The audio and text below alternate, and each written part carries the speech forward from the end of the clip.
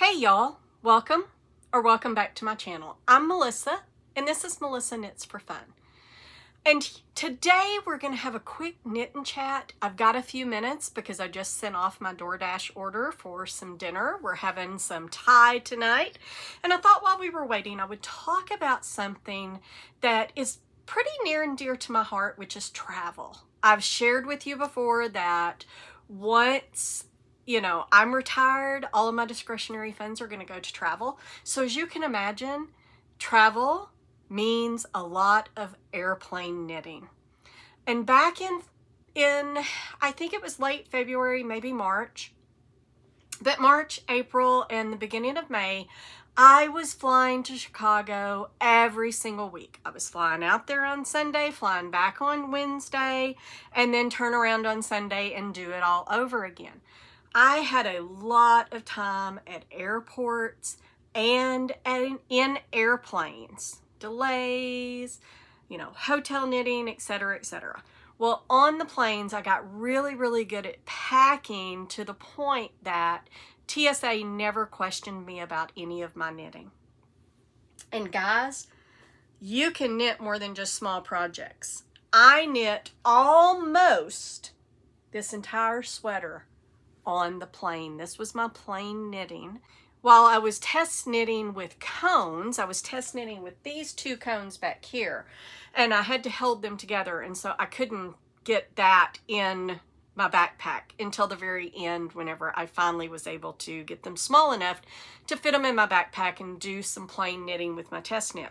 So this was another test knit that I was doing, and I decided that I would cast on and knit on this on the plane, and that would be my plain knitting. As it got bigger, it got a little bit harder, but I did the majority of this on the plane. And some of the things that I found over the years, and I don't just fly for business. I fly as well. I've gone to Costa Rica. I've gone to Ireland. I go back and forth in the United States to Massachusetts a lot. So I go through TSA a lot with my knitting. And one of the things that I found really helpful is to have all of my knitting tools in one bag. And I'm going to show you what I take on the plane with me. If I'm doing any kind of charted pattern where I would need to keep track of it, I always have some highlighter tape with me, because it can come off. The highlighter tape that I've already got on the project itself can come off whenever I put it in my backpack. So I always carry this with me. I have some wipes for my glasses. I have extra stitch markers in there. I have row counters for in the round, as well as a row counter for flat knitting that I can put on there. I have scissors, and these little guys here, they meet the requirements to be able to take them on the plane for TSA. It has to be, it's that the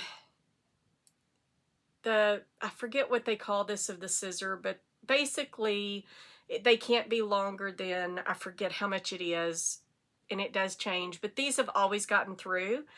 And I have 2 pairs of these. So if worst case scenario, I actually had to take this and throw these away, they're not that expensive either. I think I got these for $4 or $5 at Joann's, but they're going to have them at Hobby Lobby, Michael's.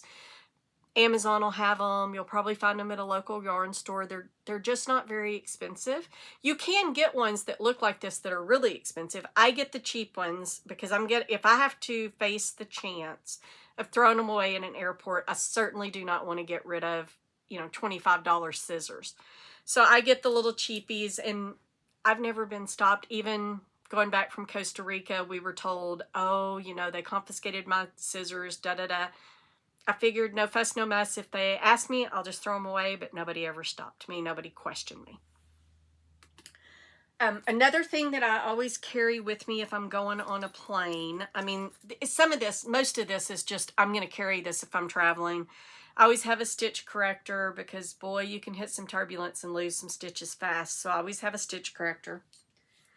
I always have, if I'm doing I carry these all the time, even if I'm not doing cabling, but I always have a cable needle so that I can cable.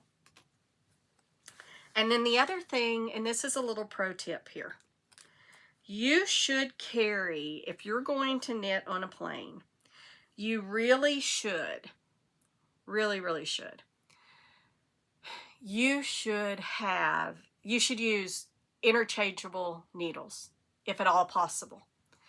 And that way, the reason I say this is I have heard horror stories about people who have gotten stopped and have had to cut their needles. Well, you run the risk, and I sure thought I had 2 of these in my little bag. I don't know what happened to the other one, but you run the risk if you have fixed circulars, and circulars are better than straights because the circular needles are usually only 3, 4, 5 inches long, whereas a straight needle can be 10 inches long. That's a lot more threatening looking than a small needle that is part of a circular. So I always use circulars.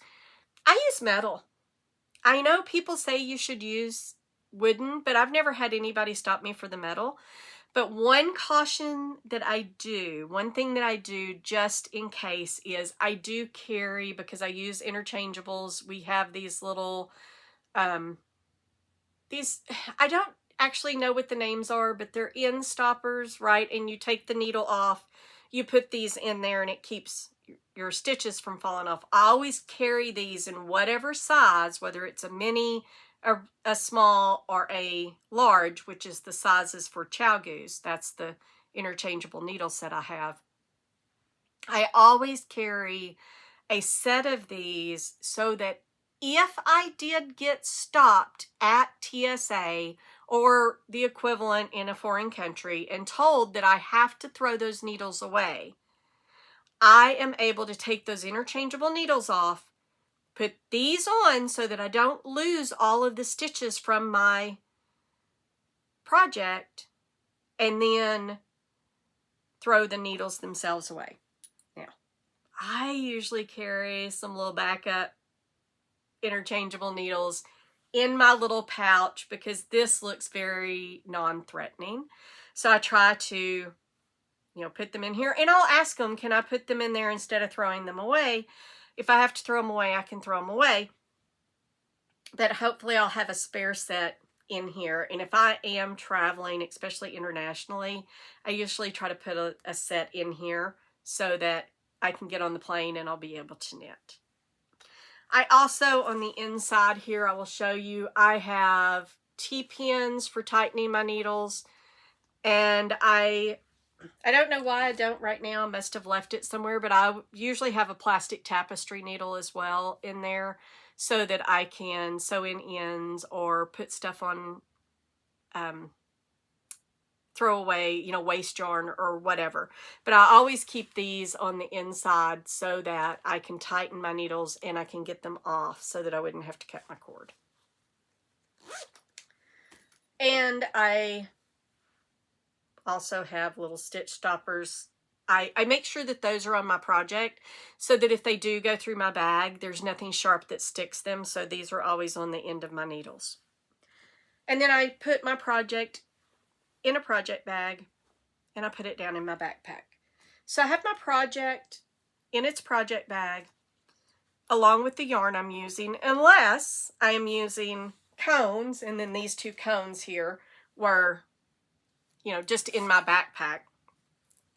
And then I have my little Knitting Notions bag, and those go at the top of my backpack so that I'm able to just reach down in there. Now, when we went to Costa Rica, when Michelle and I were traveling together to Costa Rica, we saw something really interesting that changed the game for me with travel knitting on the way there. There was another knitter on board, and she had her pattern out, and she had it. She had taken her tray table, right? She had undone it, and this was before takeoff. She had undone it. She had slipped her pattern up under there and then slipped it back. So your tray table is up in its locked upright position as it has to be when you take off and land. But the little part that holds your your tray table up, she had the pattern in there. So the pattern was there so that she could read the pattern as she was knitting. I adopted that, and I do that every time I'm traveling. It is there. That's how I was able to knit this sweater with all of the charted parts, because I had the pattern right there. I didn't have to try to hold it on my lap or anything else. It was hanging right there, and I was able to follow along, and I was able to move the tape as need be. It is a game changer, guys. So make sure that you do that. I will try to put a picture up of what where I'm talking about with the little locking mechanism for the tray table. One other thing I do not put my knitting away as we're landing. I keep knitting, and I get to a logical stopping point at the point that we are taxiing up to the gate. And then I put my knitting project back in the project bag. And then when we get to the gate, I pull out my backpack, I stuff it in there, and then I'm ready to get off. So I hope that this helps some. I will have some pictures that I put up as we went along. I'll put up a few pictures showing some ways that I've knitted, or some things that I've knitted on the airplane. And I hope that this has helped you to be a little less nervous about taking your knitting with you when you travel, because I know there is no way I want to be on an airplane for hours and hours and not have a way to knit. So drop me a line and tell me about any of your travel wins with knitting, or God forbid, if you had a travel nightmare. Drop me a line and let me know. And I'll see y'all Wednesday for a regular podcast. Have a great week.